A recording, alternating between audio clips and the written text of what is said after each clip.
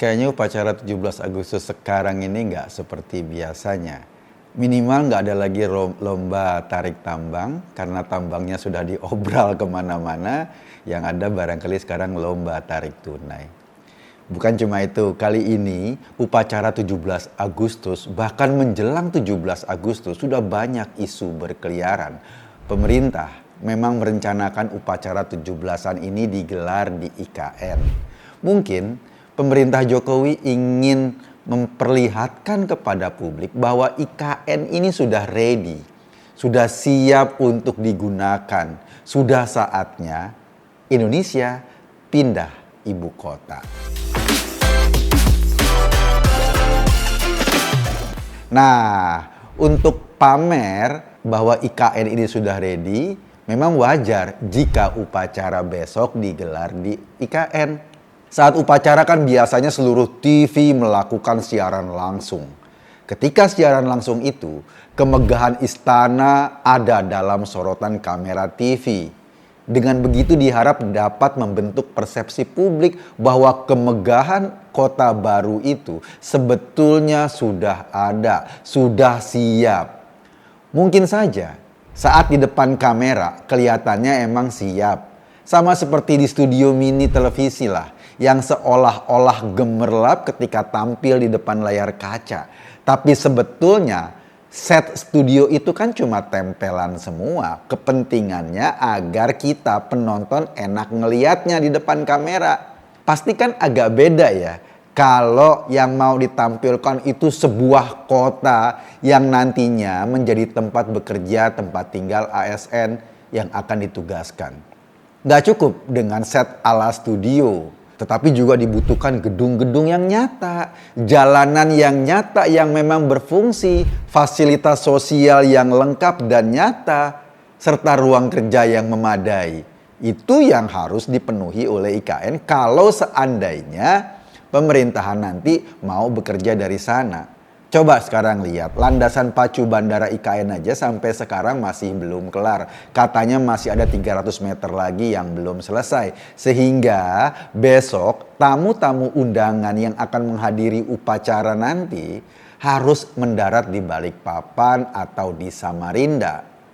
Jadi wajar karena tamunya mendarat di tempat yang jauh, maka kebutuhan kendaraan untuk para tamu itu jadi ngelonjak. Kabarnya, ini kabar yang beredar di media sosial, pemerintah akan menyewa kendaraan mewah untuk para tamu itu, jumlahnya sampai 1.000 unit. Dan harga sewanya menurut kabar itu 1 unit sampai 25 juta sehari. Kenapa semahal itu? Karena kan mobil di Kalimantan Timur barangkali nggak cukup, mobil-mobil mewah. Harus didatangkan dari Jakarta, datangkan dari Surabaya atau dari kota-kota lain. Nah, biaya angkutnya yang mahal.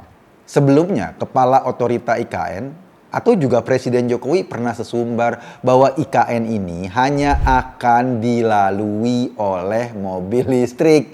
Nah, pertanyaannya besok, mobil-mobil yang disewa untuk kepentingan upacara itu, apakah mobil-mobil listrik juga? Emang sudah ada Alphard listrik? Kayaknya belum deh. Tapi ya mau gimana, itu kan omongan dengan kenyataan bisa berbeda jauh.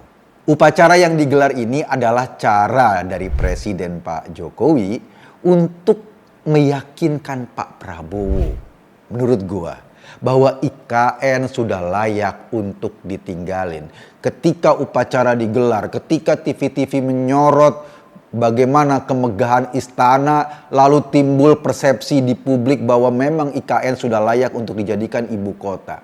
Masalahnya jika benar sudah layak pindah ibu kota, kenapa sampai saat ini Presiden belum juga menandatangani Kepres sebagai aturan teknis dari Undang-Undang Ibu Kota Nusantara?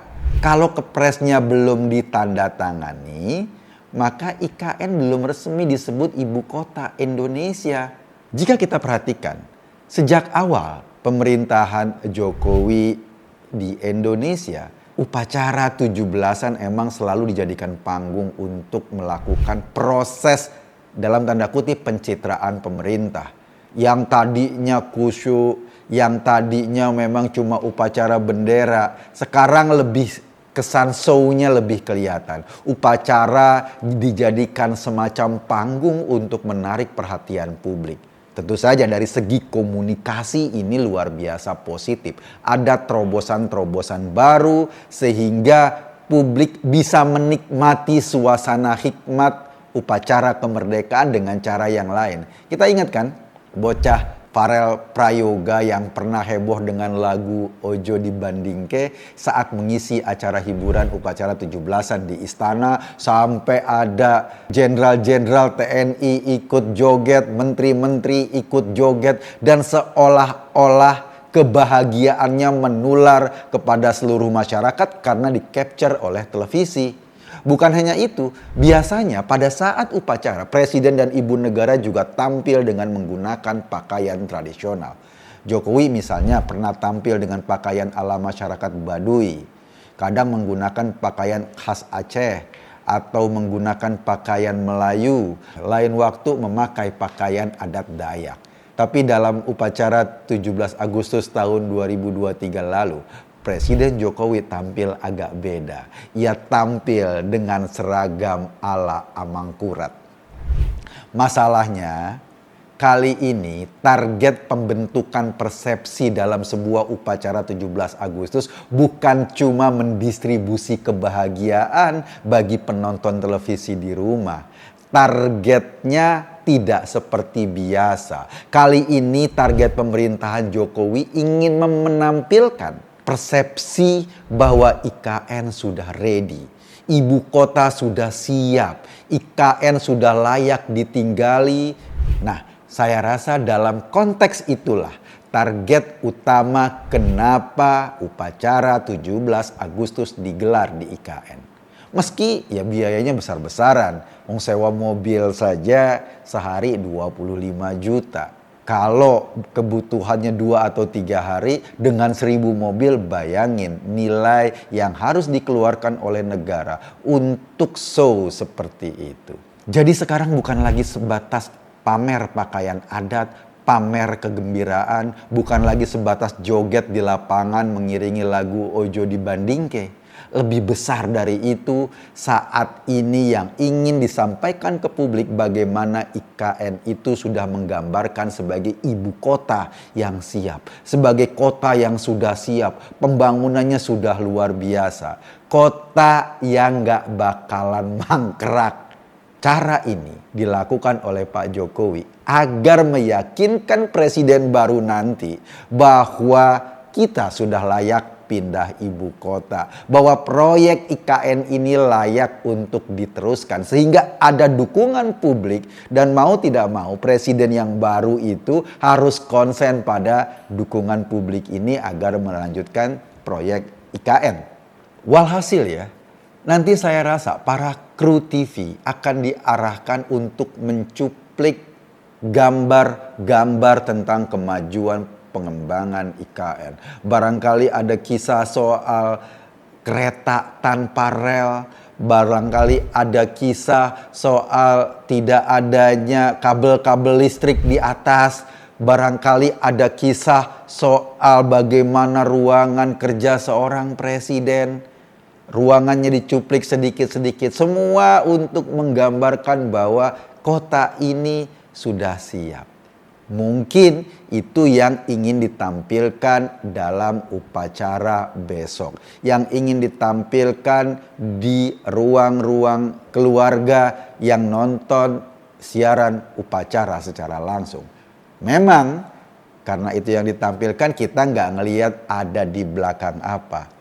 Apakah misalnya pemerintahan berikutnya cukup budgetnya untuk melanjutkan program yang dalam tanda kutip ambisius ini. Pak Jokowi sudah keluarkan surat keputusan percepatan investasi untuk IKN misalnya. Nah, surat keputusan ini atau katakanlah kepres ini untuk percepatan investasi IKN sebetulnya menandakan bahwa sampai saat ini pihak swasta masih ragu-ragu untuk berinvestasi di IKN. Karena apa? Karena ketidakpastian tadi. Saya ingin mengatakan bahwa upacara besok itu bukan sekedar upacara bendera saja. Gelaran itu untuk meyakinkan masyarakat maupun untuk meyakinkan presiden terpilih agar tidak membiarkan proyek ambisius ini mangkrak. Karena itu Presiden terpilih Prabowo akan hadir dalam upacara di sana di IKN, sementara Wapres terpilih akan menggelar acara di Istana Merdeka Jakarta bersama Wapres yang sekarang Pak Ma'ruf Amin. Pertanyaannya, apa benar Pak Prabowo bisa diyakinkan dengan upacara bendera saja? Karena apa? Karena untuk membangun IKN nggak cukup dengan cuplikan gambar-gambar. Di belakang itu masih ada sebanyak problem, masih ada masalah soal anggaran kita, soal meyakinkan investor-investor asing atau investor swasta untuk menanam dananya di IKN, membangun infrastruktur sosial, meyakinkan para ASN yang akan dipindahkan ke sana. Karena nggak gampang loh memindahkan ASN bersama keluarganya, padahal infrastruktur sosialnya belum siap. Sekolahnya di mana, rumah sakitnya di mana, salonnya di mana, pasarnya di mana, dan lain-lain. Ini sesuatu yang nggak mudah juga. Kayaknya masih agak panjang, tapi sebagai usaha untuk meyakinkan kita, usaha untuk meyakinkan presiden baru, kayaknya boleh-boleh juga. Kita saksikan aja nanti bagaimana siaran langsung upacara 17 Agustus di ibu kota yang baru. Gue Eko tadi di acara Masuk Pak Eko. Terima kasih.